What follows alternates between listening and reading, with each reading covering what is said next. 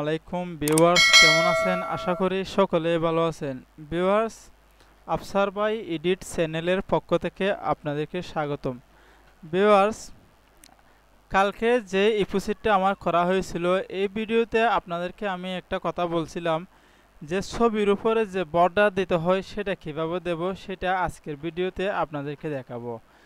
Viewers, আপনারা মনোযোগ সহকারে দেখুন এবং যে কোনো ছবির উপরে আপনি যদি একটা কালো বর্ডার দিতে চান উপরে, সেটা যে কোনো কালারের হোক না কেন, আপনি সেটা কিভাবে দেবেন। ভিউয়ার্স, আমরা অনেক সময় দোকানদার ভাইরা যারা আছি, অবশ্য অনেক সময় আমরা এরকম একটা মুসিবতে পড়ে যাই।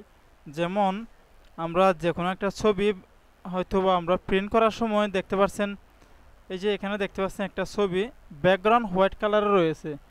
ভিউয়ার্স, এখন ব্যাকগ্রাউন্ডটা যদি আমরা তাহলে এটাকে যদি একটা অন্য পেজে নিয়ে যাই, তাহলে সেটা কিভাবে আমরা কাজ করব। ভিউয়ার্স, দেখতে থাকুন এবং আপনারা ভিডিওটি না টেনে দেখুন।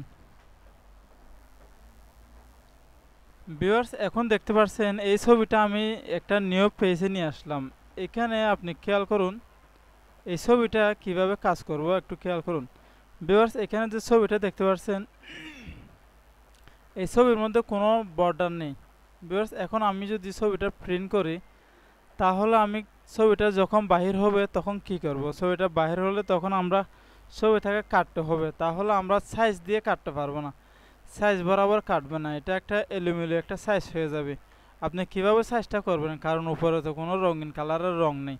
মনে করেন উপরে এই ছবিটা দেখছেন, এখানের মধ্যে বর্ডার দেওয়া আছে, যে কালো একটা বর্ডার দেওয়া আছে। এই বর্ডারের কারণে আমরা ছবিটা বুঝতে পারবো এটা কতটুকু সাইজের কাটতে হবে। এখন এই ছবিটা দেখেন, এটার মধ্যে আপনি বুঝতে পারবেন না, হয়তো ছবিটা ছোট হয়ে গেছে, নয়তো একটু বড় হয়ে গেছে।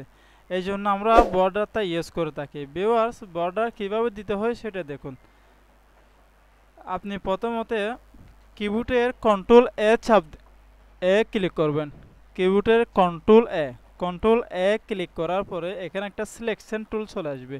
ভিউয়ার্স, মনোযোগ সহকারে ভিডিওটি দেখুন কিভাবে আমি কাজ করতেছি। প্রথমে আপনি কিবোর্ডের কন্ট্রোল এ বাটন ক্লিক করবেন, তারপরে অটোমেটিকলি একটা সিলেকশন টুল চলে আসবে। আপনি খেয়াল করুন ভিডিওর বর্ডারের পাশে, খেয়াল করুন চারপাশে, খেয়াল করুন একটা লাইন এখানে জ্বলতেছে। ভিউয়ার্স, এটা মনে করবেন সিলেকশন হয়েছে।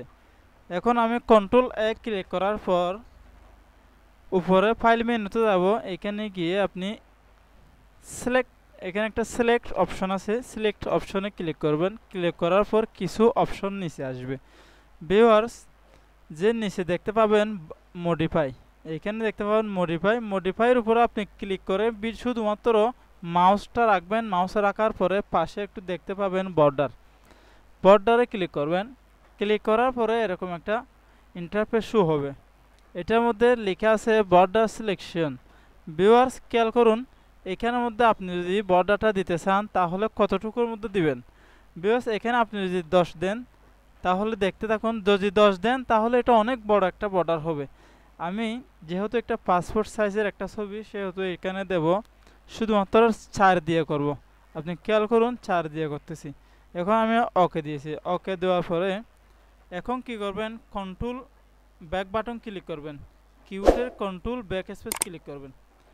Viewers, control back space click করার সাথে সাথে বর্ডারটা অটোমেটিকলি সিলেকশন হয়ে যাবে, অটোমেটিকলি লাইন হয়ে গেছে। ভিউয়ার্স, দেখতে থাকুন। বর্ডারটা ওঠানোর জন্য আমি একটা ক্লিক করেছি, এখন বর্ডার উঠে গেছে। ভিউয়ার্স, দেখুন কত সুন্দরভাবে এটা বর্ডার লাগানো হয়ে গেছে। আমি কালকে যে এপিসোডটা এর আগে করছিলাম, এই ভিডিওতে বলছিলাম বর্ডার কিভাবে লাগাতে হয়, সেটা আজকের এই ভিডিওতে আমি শেষ করে দিয়েছি। ভিউয়ার্স, বর্ডার কিভাবে দিতে হয় সেটা খুব মনোযোগ সহকারে ভিডিওটি যদি না বুঝে থাকেন তাহলে আবার না টেনে দেখুন। ভিউয়ার্স, আজকের ভিডিও এখানে শেষ। পরিশেষে আমার চ্যানেলটি সাবস্ক্রাইব করুন এবং পাশের বেল আইকনটি ক্লিক করে সাথে থাকুন। ভিউয়ার্স, পরবর্তী ভিডিও আপলোড করার সাথে সাথে যেন আপনারা পেয়ে যান। আসসালামু আলাইকুম ওয়া রাহমাতুল্লাহি ওয়া বারাকাতুহু।